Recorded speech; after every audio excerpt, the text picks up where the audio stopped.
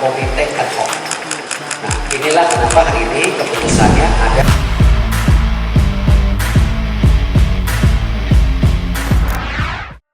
Incar kemenangan atas Selandia Baru, Sintayong siapkan kejutan. Sintayong pelatih Timnas Indonesia U20 mengatakan skuadnya mengincar kemenangan atas Selandia Baru pada laga lanjutan turnamen internasional di Stadion Utama Gelora Bung Karno, Jakarta pada Minggu 19 Februari.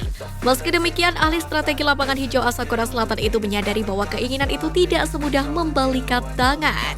Menurut Sintayong, Selandia Baru merupakan tim yang lebih baik daripada Fiji, khususnya dari segi fisik. Para pemain mereka memiliki postur yang lebih kokoh dan juga tinggi. Target melawan Selandia Baru adalah kami mau menang dengan gaya permainan kami, tegas Sintayong di lapangan Gelora Bung Karno, Jakarta.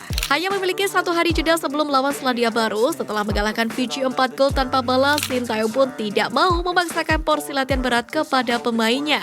Saat sesi latihan, Sintayong mengawalinya dengan peregangan dan latihan-latihan dasar. Setelah 30 menit berlalu, barulah mereka memasuki latihan strategi.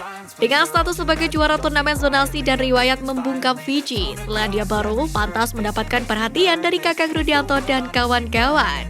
Apalagi Selandia Baru unggul dalam hal tinggi badan. Nilai plus ini akan dimanfaatkan untuk mempecundangi Arkan Fikri dan kawan-kawan. Sebaliknya, Timnas Indonesia U20 pun akan bermain cepat untuk merepotkan Selandia Baru. Sementara untuk pertandingan malam nanti, pelatih Sintayong diprediksi akan menurunkan komposisi tim yang tidak jauh berbeda dari laga sebelumnya. Pelatih asal Korea Selatan itu diyakini akan kembali menggunakan formasi 3-4-1-2. Frankie bisa memar PSSI-nya Fiji minta maaf ke Timnas Indonesia, pulangkan Pawansi. Back Persija Jakarta, Frankie bisa menjadi korban pukulan saat memperkuat Timnas U20 pada mini turnamen saat melawan Timnas Fiji. Anak asuh Sintayong tersebut mendapatkan bogem mentah dari salah satu pemain Timnas Fiji, Pawansi, di menit-menit akhir laga. Coach Sintayong pun membeberkan kondisi Frankie bisa yang mengalami memar akibat insiden itu. Dilansir dari Antara, pelatih asal Korea Selatan tersebut menyebut Frankie bisa terkejut karena mengalami insiden pemukulan saat pertandingan berlangsung. Frankie agak memar karena dipukul, namun secara umum kondisi pemain dalam keadaan baik dan tidak mengalami cedera serius, ujar Sintayong. Sementara itu, Frankie sendiri mengaku sempat syok dan tidak menyangka jika sekelas pemain Timnas melakukan aksi pemukulan saat pertandingan. Namun demikian, ia tidak merasa dendam kepada Pawansi. Pemain 18 tahun tersebut berusaha untuk mengkontrol diri agar tidak emosional saat berlaga.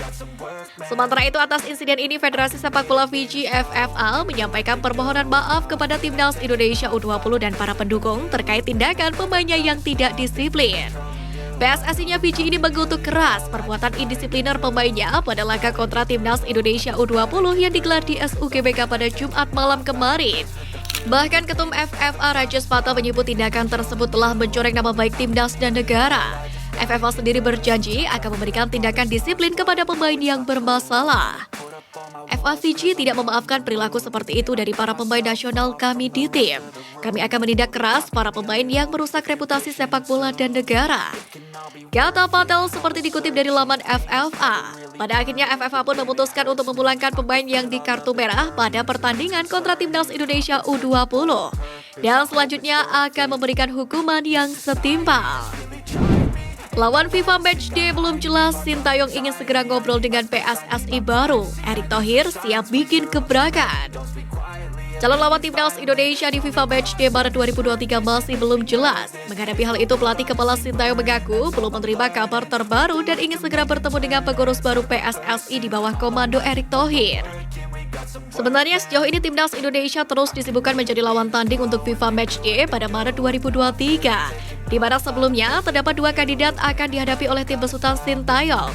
Dua negara tersebut adalah Bolivia dan Tajikistan. Namun keduanya dipastikan tak akan menjadi lawan untuk Timnas Indonesia di agenda FIFA Matchday.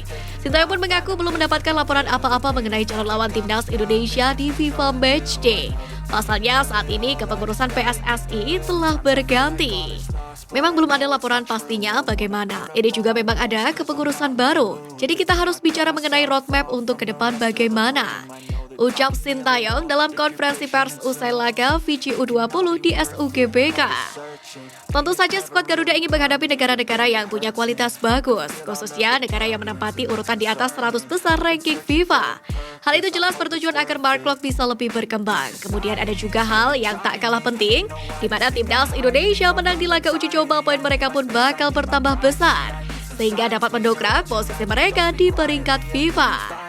Di samping itu, Ketua Umum PSSI yang baru, Erick Thohir, juga akan segera melakukan kerja nyata, di mana Ketua Umum baru PSSI Erick Thohir menargetkan membuat training center untuk timnas Indonesia dan penggunaan video asisten referee atau VAR di Liga Indonesia. Sebab demikian, ia dan jajaran di PSSI membentuk ad hoc infrastruktur untuk mewujudkan hal tersebut. Kita penting sekali membangun yang namanya training center buat timnas. Insya Allah minggu depan kita akan mengirimkan tim untuk memulai melihat tanahnya. Ini juga bagian dari komitmen kita, ucap Erick Thohir. Pembentukan itu bertepat pada rapat Exco kedua PSSI pada Sabtu 18 Februari di GBK Arena. Nantinya komite ini akan fokus mempersiapkan detail mulai dari lokasi hingga pembiayaan. Secara target, Erick Thohir berharap kamp latihan ini sudah rampung tahun depan. Namun, pria yang menjabat sebagai Menteri BUMN itu juga belum mengungkap di mana lokasinya. Tak hanya itu, komite ini juga akan mempersiapkan sebaik mungkin untuk penggunaan VAR.